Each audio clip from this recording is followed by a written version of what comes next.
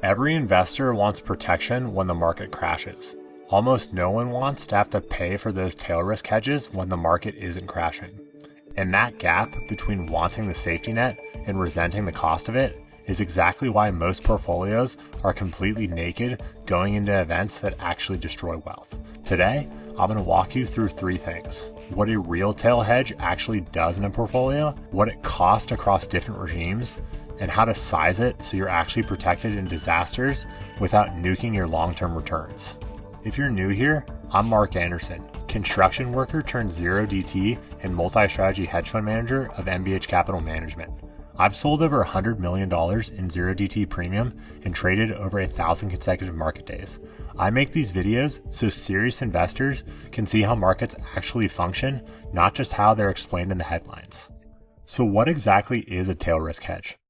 A proper tail risk hedge keeps your long exposure intact and adds positions that are designed to generate large, non-linear returns when markets move violently downward. This usually means losing a little in normal times and making a lot when everything else is getting destroyed. The most common instrument is long put options. You're buying the right to sell at a locked-in price. In a normal week, those puts just sit there, slowly losing value.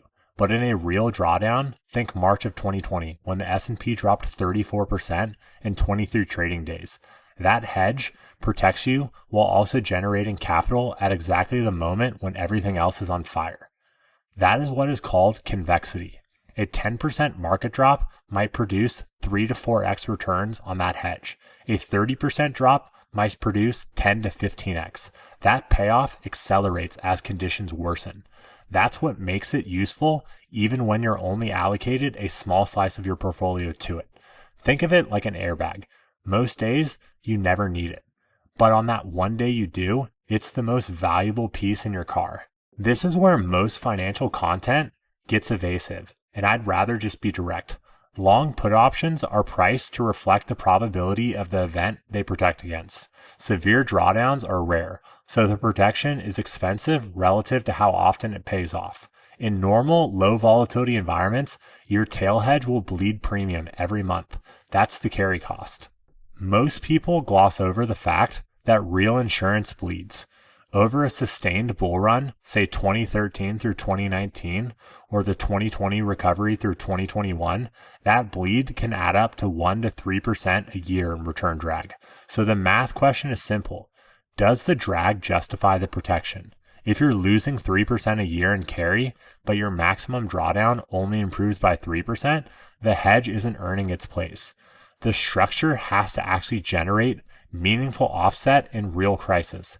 Here's what makes the math work. In March of 2020, a well-structured tail hedge didn't just reduce losses. It generated the kind of returns that gave you the purchasing power to buy when everything else was distressed and cheap. The S&P bounced 68% off the March lows over the next 12 months. Used correctly, the hedge is both insurance and crisis capital.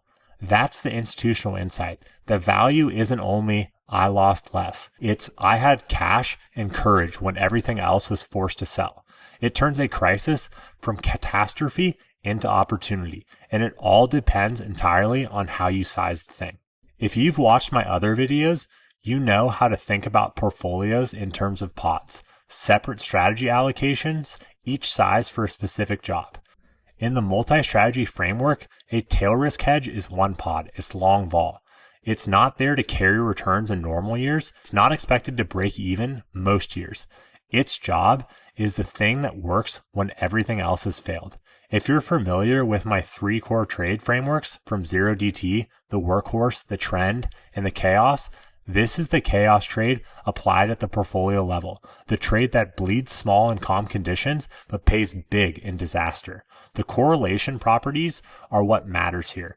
In a genuine crisis, the kind of event where stocks, bonds, and credit all sell off together, a tail hedge is the one of few things that's structurally uncorrelated.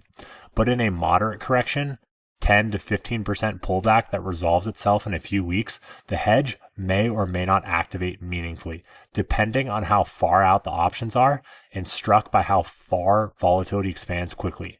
This is important. Tail risk hedging is not a substitute for diversification in normal environments. It's the final layer. It's the one designed for the scenario where diversification itself breaks down. When investors get this wrong, they tend to get it wrong in one of two directions. Mistake 1. Not hedging at all, deciding the cost isn't worth it during quiet markets and skipping the protection entirely. This works fine until it doesn't, and when it doesn't, it's catastrophe. You can't buy fire insurance while the house is burning. Mistake 2. Over-hedging. This is like wearing 2 helmets to go skydiving.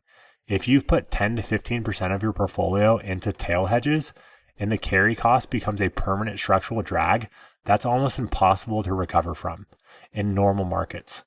You're so worried about the crash that you're guaranteeing yourself poor returns and 90% of the time. That isn't protection.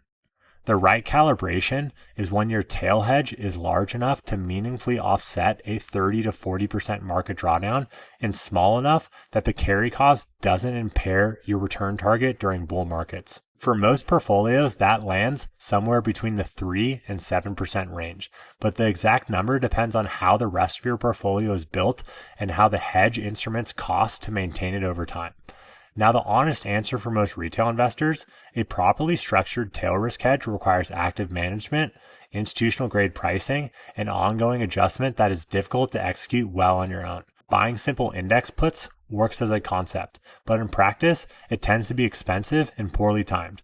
If you want this exposure without the infrastructure, illiquid alternative funds or managed accounts with explicit tail hedging mandate are often more efficient path. I'd never tell someone to skip protection, but I also don't want to pretend the DIY version is easy. A tail risk hedge is a non-linear convex position designed for severe market events, not moderate pullbacks. The carry cost is for normal markets to be 1 to 3% a year, depending on the structure.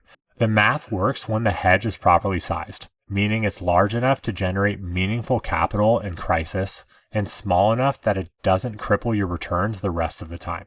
In a multi-strategy portfolio, it's the final layer, the one that profits from the scenario that breaks everything else and gives you dry powder to buy when the rest of the market is selling. If you've made it this far, you clearly care about protecting your nest egg. There's 2 links in the description below. If you're an accredited investor, you can book a call with our team to discuss investment in MBH1, our 0DT fund, or MBH2, our multi-strategy fund.